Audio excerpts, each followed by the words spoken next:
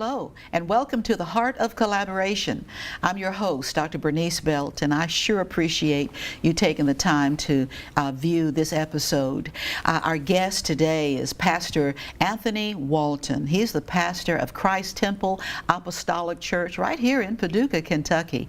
And we're going to be talking to him primarily about his books, his writing process, and we may even get him to, we'll talk about a little bit, maybe we'll even read a little bit from one or two of them. But we are certainly grateful for his life, his living, his legacy, and his work. Yes, Hello, ma'am. Pastor. Hello, how are you? I'm amazed that you said apostolic right. Most people don't get that right, but you did a good job. Yes, that's because I hear you say it all the time. Well, thank you so much for taking time. I know that there's a lot going on, and that during the time of this taping, there's a specific holiday that's coming up that you're preparing for, and I want to thank you and God bless you for it. Thank you so much. You've been on this show before, and you're also a host of a show here at Paducah 2 at WKCTC. Yes, ma'am. Television department. And we've talked about one of your books before, and it's this one entitled what? Under the Shadow. Under the Shadow. Yes, ma'am. And we'll get you to give us a brief summary or synopsis of how that came about. And then while I was a radio show host, you came on with your beautiful wife, and you talked about this one, which is entitled Married or Roommates. Ooh, Yes, it was a hot topic that day. Yes, ma'am. And we got to read a little bit about it and talked about it. And we gave a little advice, some really good Bible-based advice to married couples and people thinking about it. Yes, ma'am. What would you like to say to get us started about this first book? Well, that one is my story, basically from childhood all the way up to my time that I spent in prison, and just a little bit after I got out of prison. Yes. And it's just the history of me, I guess you might call it. Yes. And I have it in prisons and jails, basically all over. And I've sent it to a lot of places, and I think it has been a great help to a lot of people in different places. It's interesting. I was getting my car fixed somewhere the other day, and some guy came out of the place and was looking at me really strange, and he said, "You wrote a book, didn't you?" And we immediately had a 30-minute talk about that book there that I didn't even know it was somewhere that he was in, and it was interesting. And so the book has been a big help to a lot of people. Yes. Now, it, of course, is not my role to promote book sales and to try to help sell books or anything like that. But certainly we are an informative and supportive and many times a progressive show. Right. And so I would like to say that these books are available, as I would for anybody else. And so what's the quickest way someone could get these books if they wanted to purchase a copy? Amazon.com, and we recently found out that you can get them on booksamillion.com as well. Excellent. Yes, Excellent. They are also affiliated with the place that we are on right now. So I was impressed that they were able to get them there as well. Yes. Awesome. Awesome. And also, you can just get them from the church. Come by the church, and I have them there as well. Come by the church. What is the church address? 523 North 12th Street. I almost forgot. 523 North 12th Street. Yes. Excellent. And do you have office hours or open hours? Well, just not really. Just anytime we're there doing service, Sunday services, or Bible class times, or if you just call the church, just let me know that you need them, and I can even mail them to you. It don't matter. Absolutely. That's great. That's great. In our community, and we have so many talented people, and I know that's true for every community, anywhere. But I'm just bragging about everybody in mine right now. For this series on local artists, there is such a diverse offering that we have, and as I was sharing with Brother Snack Hawkins not too long ago, is that we are living in the shadow or the essence of the Harlem Renaissance and the Black arts movement. And as I was sharing on that episode, the Harlem Renaissance had a span of 20 years, the 1920s and the 1930s. blues and jazz and writing and poetry and all sorts of things that were offered, and how varied it was, how diverse, and how appreciated that it was, because not only did the black race appreciate its own art, but the white race appreciated the art Right. of men and women during the Harlem Renaissance. And that it changed a little bit later, like in the 1965 to 1975, I believe, of the Black Arts Movement, which it went from really deep and dense art in itself to the political platform and the political genre, the political spirit and influence. And the truth is that, as my daddy used to say, everything is saturated with politics.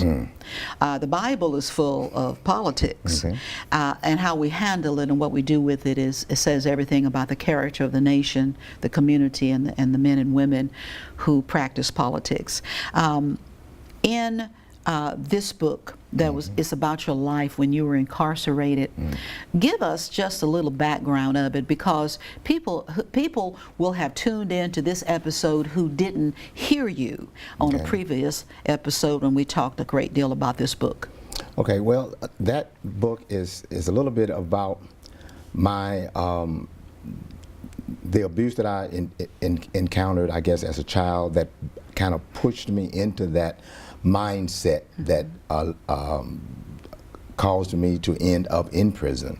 And then the years that I spent there, it kind of also helped me to end up getting my life turned around, because as a matter of fact, I was, and he kind of mentions it also in here, but I had been married for 2 years before I went to prison, and my wife kind of hung in there with me for the 3 years that I was there. And prison altered me. It showed me a lot of things. A lot of people came in and left, then came back. It showed me some things about the whole system.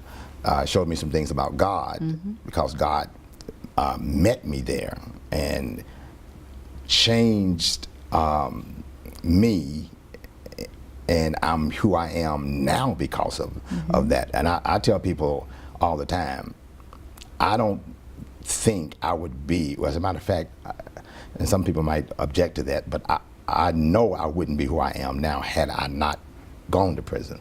But the only reason I went, I feel like, is because of the kind of childhood that I had. So that book talks about all of that, all of the abuse, all of the bullying, all of the things as a child that I went through. And I was raised in church. Yes, yes. You know, and I had a lot of issues with God. But I studied Islam when I was in prison, because Islam is the big thing that pushes black people, especially black men. A lot of black men are thrust toward Islam when they go to prison. Yes. And I began to study that, but God was basically, the Christian God was all I knew. So I turned to that, and it became real to me, and that's why I am who I am. So prison changed me, and that's why I wrote about it, and it became my focus point, or the catalyst of what altered my whole life. And my wife got saved while I was in there, and I got saved while I was in there, and together we are 37 years later. Yes. And we are who we are. Raised in the church, raised but not saved. Right. I never even. I remember when preachers would come in, they would have the altar calls. I never would even pretend. I never would even go up to give my life to Christ or whatever during the whole time, because most of the time I just didn't think that it was real, if that makes sense. You know, I had problems. I would see miracles. I would see things happen as a young child. I was raised in the charismatic speaking in tongues, miracles happening. I was raised in that kind of environment, but I had issues with the lifestyles Yes. of the people, because some of the people didn't reflect what I thought God was expecting. Yeah. All through high school, through college, I did not see what I thought Christianity was supposed to be. So it turned me away from it. And until I went to prison, I started reading the Bible, because I had a Muslim roommate. Oh boy. I had a Muslim roommate, but we didn't have a Quran. So we started reading the Bible. And Well. Go ahead. You was going to ask a Oh question. no. I'm just. Yeah, I'm just this amazed. is strange. I had a Yes. Muslim roommate, and I stopped eating pork for a long time in prison. And we had an old a Bible, but we didn't go into the New Testament. And they believed in the Old Testament. Well. Yeah, and we would read the Old Testament, but went into the New Testament. But I had a lot of Christianity in me, because I was raised in it. See, when the Bible talks about train up a child in the way that you go, Yes. I had a lot of that in me, and I would debate a lot because I had it in me, but God was dealing with me because I had it in me, and I started studying the Bible, and I found out that the Bible did not, or people did not, line up with what the Bible was saying. So this became my roadmap, and not Yes. people. Well, that sound that came from me when you said that Had a you Muslim shared a cell with a Muslim, Yeah. I was just trying to fix in my head, what kind of relationship could that have been? It was pretty simple at first, because I was leaning toward Islam, because it's strange. In prison, the Muslims outlived the Christians by lifestyle. They were disciplined. They were the ones that most of the black men looked up to, Wow. because Disciplined, should I say this? structured. Thank you. They didn't smoke. They didn't gamble. They didn't curse. They told the line. The Christians would do anything. They were smoking weed. They were drinking the penitentiary wine. They were messing with the homosexuals in there. They were doing all kind of. The Christians were. But then when it come to certain things, they were carrying their Bibles around. My. So it was pushing me further away from them and closer to the ones that were disciplined. You know, Pastor, I'm going to go back for a moment with something that you were sharing about. You grew up in the church, but people were not mirroring Right. what it stood for in their lifestyles. Exactly. And how discouraging that is to young people and even older people who were not raised in the church. Their experience is the same as the young people. They're just not seeing the two sides line up. It's the same with people in the world now today. When they look at the church, when they look at the people, and I know this is, I don't even know if this is where you want the show to go, but this is the problem that the church has even today. Yes. When the people that are not saved look at us, what do they see? What do they see in the church? So this is why I went to prison. Not expecting, I didn't expect to get out to be saved. I didn't expect to do my time and get out. But I knew something was going to have to change. And I was not expecting Christianity to change me. I really was expecting Islam. Because that was the disciplined religion. Well, but see, it's very important that you brought us to this point on this episode, because what you're demonstrating and what you're kind of laying out is that everybody is looking for something greater than themselves. And whichever is the most structured, the most disciplined, the most reliable, even if it may not be the most right, is what everybody looks for, because we're wired by God to be disciplined and structured, to have a firm foundation on something that's positive, someone that's positive, that can cause us to lead the kind of life that we were created to lead. Exactly. I always say that everybody don't like where they are They just don't know how to get out. Right. And when the Bible says we are the light of the world, the salt of the earth, this is what we're supposed to be. People want something to show them how to get out of where they are. That's why I wrote this book. Yes, let's talk about that. This one right here. Yes, yes. The Lifesavers book. I teach a class every Tuesday at the church. Every Tuesday from 11:30 to 12:30, and it's basically dealing with anyone with any life-controlling issues. It could be drugs, alcohol. It could be unforgiveness. It could be hatred, bitterness. Anything that's got you in bondage. And because people can't come to the class, I just decided to make a book. Yes. And the book is less than a year old now. Wow. Okay, but it has it's like 8 principles of how to get out of whatever you're going through. You cannot live in America at this day and time and not have issues. Yes.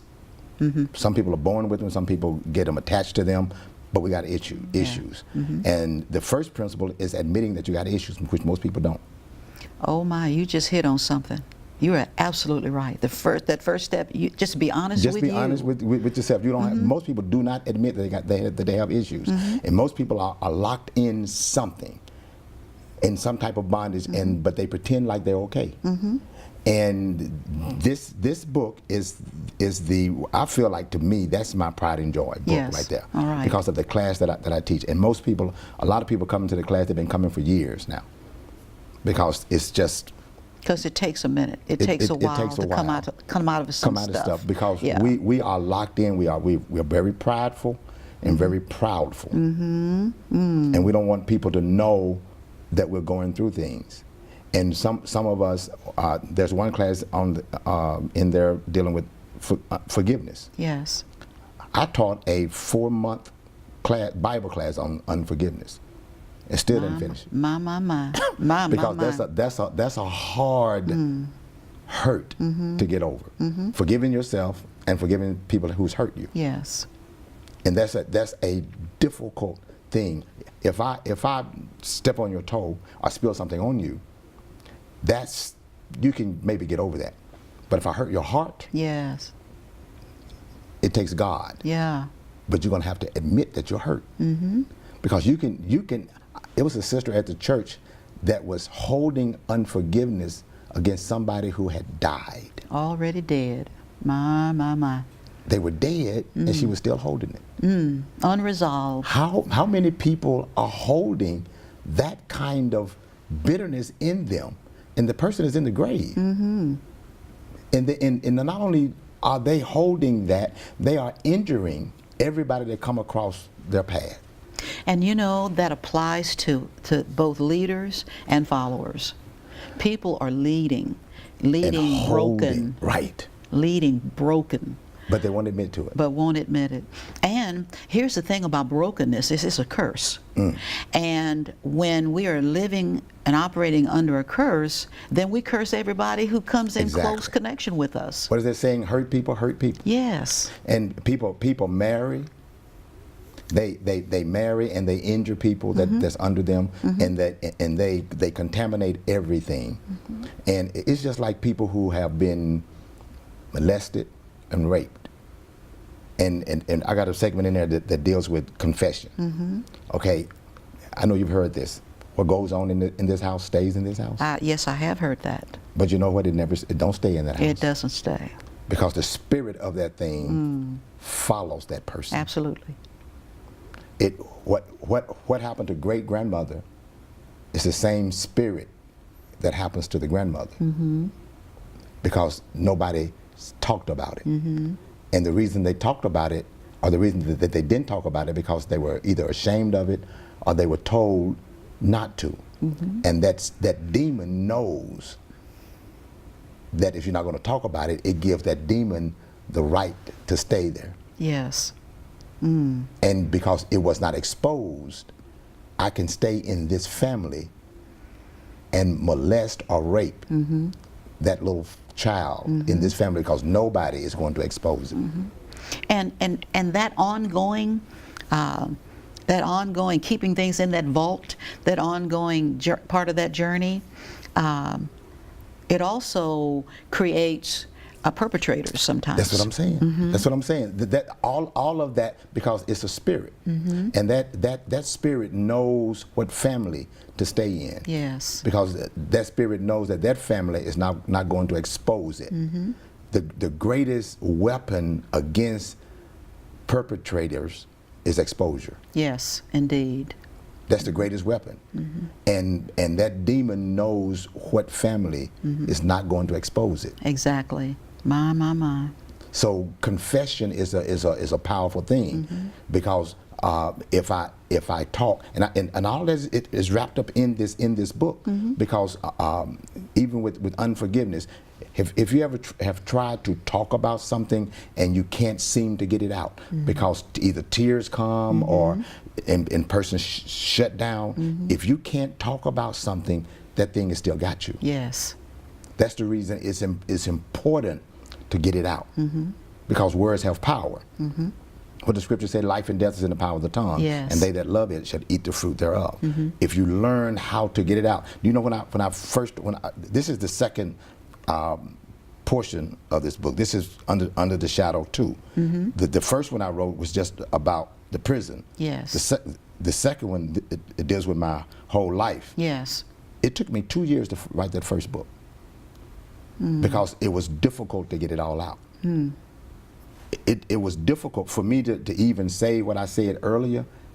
I used to couldn't even say that without getting all teary-eyed and whatever. Yes. Just talking about my past was a very difficult thing to do. But the more I talked, the more healing I got. Yes.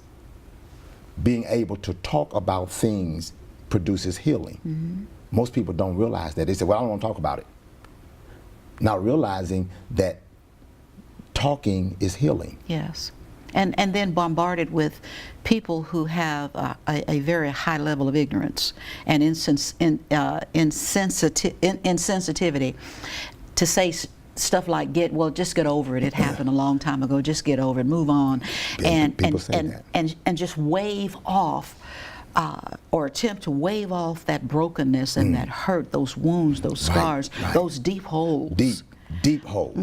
And like you said, sometimes people don't realize that you can't get over some things. There's no such thing as get over it. Right. And we as a people, a lot of times have learned how to wear masks. Yes, indeed. We've learned how to do that because somebody told us to just get over it.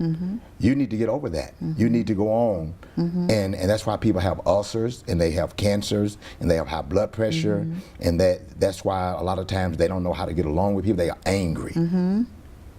People are just angry. And shift it and convert it to others. Yes. Who have nothing to do with it. And they're trying to figure out what in the world did I do? What's wrong with you? Yes, indeed. What did I do? And most of the time you didn't do anything. The person, it was done to them years ago by somebody else. And you're just reaping the repercussions of what somebody else did. All of that is in this book. And people need to understand sometimes you need to find somebody to talk to. That's why I'm like an open book. All of my stuff I've written down. That's why even before I came to Paducah, I had a pastor friend of mine. This is really interesting. I was talking, he said, you're not going to tell anybody that you've been to prison when you go to Paducah, are you? It's like you need to leave that here in Nashville. They don't need to know that. It's like, are you serious? What's the Bible say about your testimony? You know, it's like they overcome by the word of your testimony about the blood of the Lamb. It's like, are you serious? Man, that's who I am. It's like people might not come to Christ Temple because I'm a convicted felon, or people might come. Either way, that's who I am. Or maybe knowing that will keep someone else from going to jail or going to prison. Right. Or knowing how to reach out and get help they need when they know they're on their way in that direction. Right. I mean, either way, that's who I am. That's who I am. I can't hide that. And I'm an open book. I'm like transparent. You know, and my wife and I both are like that. We are transparent. So because whatever it is that we have gone through or whatever, let's put it out there on the table. Not only does it free us, but it can help other people know that they can be as transparent as well. Yes. Because a lot of times we try to hide ourselves to look good in front of other people who don't care about us anyway. Who don't care.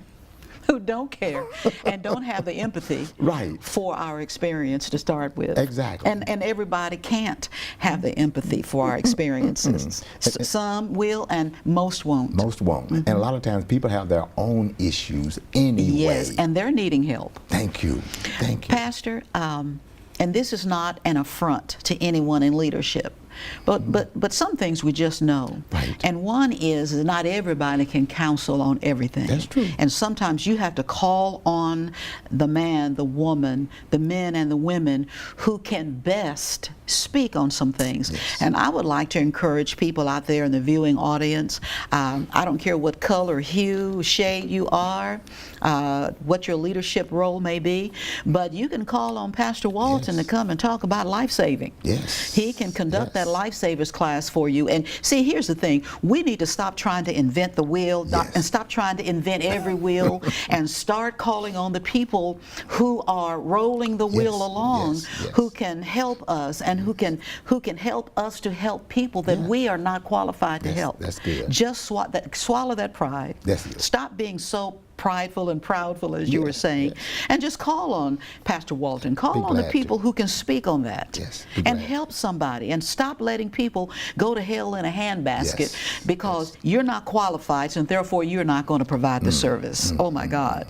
That's Pastor Walton, we're going to have to wrap up. You know how it is when we get together. It just, time passes so quickly. It go by really quick. But while talking to you, I'm already getting a revelation about something in a few months. God's speaking to me on something. He's reviving a nonprofit that he had me to put on sabbatical for a while, while he had me doing some other things. And so I just want to let you know that when you get that message, don't be surprised. All right, let me know. But we appreciate you allowing us into your viewing audience, ladies and gentlemen, and I'd like to encourage you to do it as often as you can as we continue with the series on local artists. And God bless you, and I look forward to you coming back to us again, to the heart of collaboration.